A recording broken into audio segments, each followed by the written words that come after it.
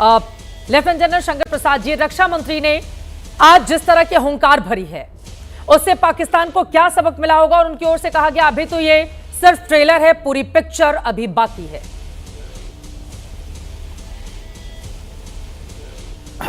देखिए, रक्षा मंत्री का बयान तो आपने सुना और सुनाया। बात सिंपल है कि भारत की सेनाएं, भारत की पॉलिटिकल लीडरशिप, भारत की डिप्लोमेसी, हर एक चीज़ जो अपनी भारत की जो किसको नेशनल पावर है वो बिल्कुल इस तरह से तैयार बैठी है। उसने एक फेज़ 1 करके दिखाया है, फेज़ 2 के लिए तैयार है। इसमें चाहे रक्षा मंत्री कहें ना कहें, रक्षा मंत्री का काम ये है आज की तारीख में, जिस तरह प्रधानमंत्री ने शुरू किया कि वहाँ पर जो ट्रुप्स जिन्होंने हिस्सा लिया उनको थोड़ा सा बधाई देना, उनका हौसला अफजाई करना। उससे क्या होता है कि लड़ाई में और जोश पैदा होता है जवानों के अंदर, अफसरों के अंदर जो फ्रंट लाइन पे लड़ाई करते हैं। इसमें कोई ऐसी बात करने जैसे पाकिस्तान चिल्लाता है वैसे चिल्लाने की बात है ही नहीं। सिंपल बात है कि भारत के ऊपर एक हमला हुआ, भारत ने उस हमले का ग्रेजुएटेड हालात में जवाब दिया। उस जवाब पूरे वर्ल्ड के सामने है, किस तरीके से उनके डिस्ट्रक्शन हुए, किस तरीके से उनके टेररिस्ट मारे गए, किस तरह से उनका इक्विपमेंट बर्बाद हुआ। इसमें हमें ना कोई एडवर्टाइजमेंट की ज़रूरत है, ना हमें चिल्लाने की ज़रूरत है। उनको खुद पता है और हमें पता है। तो सिंपल बात यह है, और अब जो असली सोच इस समय की है भारत सरकार की, मैं मानता हूँ, वो ये है कि हमें इस समय बिल्कुल तैयार रहना है। वो एक जो दुश्मन है हमारा, वो बिल्कुल ऐसा व्यक्ति है जिस पर कोई भरोसा कर ही नहीं सकते हम। बिल्कुल। तो उस ऐसे व्यक्ति जिस पर भरोसा नहीं हो सकता, उसके लिए हमें तैयार रहना है। आज एक अखबार में आपने फ्रंट पेज पे एक न्यूज़ देखी होगी, पाकिस्तान के लोग कहते हैं कि युद्ध विराम संडे तक है केवल। इसका क्या मतलब है? अरे भाई, युद्ध विराम is only till Sunday, what does it mean? इसका मतलब उनके दिमाग से ये है कि संडे के बाद हम युद्ध विराम तोड़ेंगे। अरे भाई, हमारी तरफ से युद्ध विराम हुआ ही नहीं था, आपने युद्ध विराम किया हुआ है। हमने तो जो करना था कर दिया, अब हम आराम से देख रहे हैं।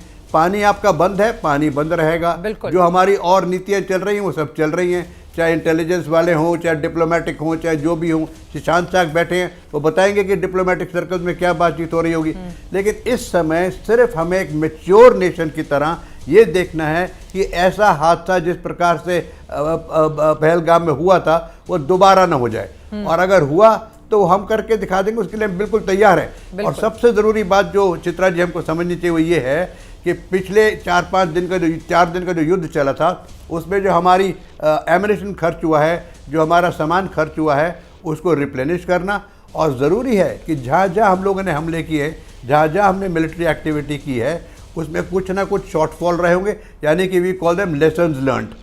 तो उसकी हमने, आपने देखा very next day, ceasefire के वेरी नेक्स्ट डे एक CCS की बैठक हुई थी, उसके बाद कैबिनेट की बैठक हुई थी, उसके तुरंत बाद, आपको याद होगा शायद, उसमें उसका हम लोग अंग्रेजी में कहते हैं after action report. After action report का मतलब होता है कि जो हमने 3-4 दिन का युद्ध किया उसमें क्या अच्छा हुआ, क्या कमजोरियां थी, इसको कैसे इम्प्रूव करना है, और हमें एमिनेशन रिप्लेनिशमेंट किस प्रकार से करना है, और किन किन जगहों पे हमें और इस पर सोच विचार करना है और देखना है।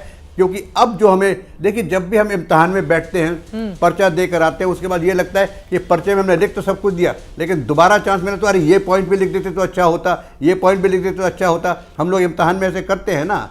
तो अभी भी ये सोच रहे होंगे कि ये जो हमने किया उससे पाकिस्तान को जो पिटाई हुई तो हुई, लेकिन इसको हम और इम्प्रूव कर सकते थे, ये अगर हम कर देते तो और ज़्यादा इसका फ़ायदा होता। तो उस पर भी बातचीत हुई होगी। सो आज जो हमारी बातचीत है तकरीबन 5-6 दिन के बाद, वो ये दिखा रही है कि we are more ready, we are more prepared then what we were the night we the whole episode started.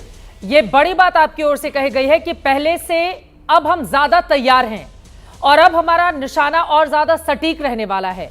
जवानों की हौसला अफजाई करते हुए रक्षा मंत्री राजनाथ सिंह की ओर से आज यही संदेश दिया गया। और शशांक जी, मैं सीधे आपके पास आते हुए, जब वो सीधे IMF के ऊपर सवाल खड़े करते हुए ये कहते हैं कि हम जैसे राष्ट्र जब पैसे देते हैं तो उसको सही तरीके से खर्च करने के बजाय अगर आतंकिस्तान जैसे मुल्क को पैसे दिए जाएंगे तो यकीनन वो उसका इस्तेमाल आतंकवादियों के ऊपर करेगा, और इसके बारे में भी विचार करना चाहिए IMF को।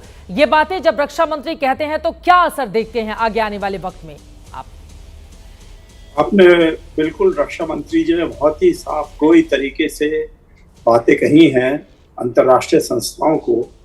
जैसे आपने कहा IMF को बोला उन्होंने कि ऐसे पैसे देने का क्या फायदा है, क्योंकि अपने वो रिकमेंडेशन देते हैं इंटरनेशनल एग्जामिनेशन के एनालिसिस के बेसिस पर, और बाकी देश पैसा देते हैं उसके बदले में, ये कहकर कि भाई इससे जो है जिस देश का नुकसान हो रहा है, गरीबी आ रही है, तो उसमें किसी कुछ फायदा करेंगे, अपनी पॉलिसीज में इम्प्रूवमेंट करेंगे।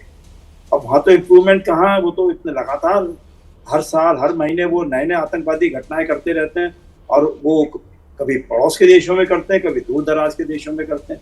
दूसरा, हमारे रक्षा मंत्री जी ने अभी हाल में IAEA जो इंटरनेशनल एटॉमिक एनर्जी एजेंसी है उनको भी ये सलाह दी है, और वो उनको बहुत ध्यान से सुननी चाहिए कि ये एक बहुत ही इर्रेस्पॉन्सिबल देश है, बिल्कुल, और न्यूक्लियर वेपन्स वगैरह का जो भी कोई एडिशनल प्रोटोकॉल्स होते हैं और उनके जिम्मेदारियां होती हैं, वो IAEA को पूरी जिम्मेदारी निभानी चाहिए। पाकिस्तान के इसमें अगर ईरान में वो कोशिश करते रहते हैं, पाकिस्तान में क्यों नहीं? ईरान के पास तो भी है भी नहीं न्यूक्लियर वेपन, पाकिस्तान के पास तो है, और वो हर बार पहले आतंकवादी घटना करता है, फिर इमीडिएटली कहता है कि अब मैं न्यूक्लियर करूंगा। तो मतलब कि समझ में नहीं आता है कि इतना इर्रेस्पॉन्सिबल, और फिर जब भागा भागा जाता है कहता है साहब बचाइए बचाइए, ये सीज फायर करवाइए। तो जब सीज फायर के लिए उन्होंने कहा अमेरिकन ने कि भी जाके बात करो भारत से, जो कंडीशन वो कहेंगे उसको मान लो, तो मान भी गए, लेकिन अब बोलने को तैयार नहीं है। अब जाके बाहर झूठ मूठ बोल रहे हैं कि साहब हमने तो कंडीशन कुछ करी नहीं, बल्कि वो इंडिया हार गया हमसे, तो हमने हरा दिया उनको। तो मतलब ये है कि तैयारी कर रहे हैं फिर से कुछ आगे किसी तरह की जो है बेईमानी करने की। तो इसलिए भारत को पूरे तरीके से शंकर प्रसाद जी से मैं बिल्कुल सहमत हूँ कि हमको बिल्कुल सावधान रहना चाहिए कि वो क्या किस तरह का अगली बार जो है भारत को फिर से कहीं से हथियार इकट्ठे करके, कहीं से हथियार ही नहीं बल्कि वो बाहर के वो वर्कर्स को भी ले आते हैं, उनके ऑफिशियल्स को भी ले आते हैं, क्योंकि कहते हैं कि हमारे पास का नहीं है काम ये करना, तो वो बाहर से टर्की से ले आए और जगहों से ले आए, ऐसा करते रहते हैं।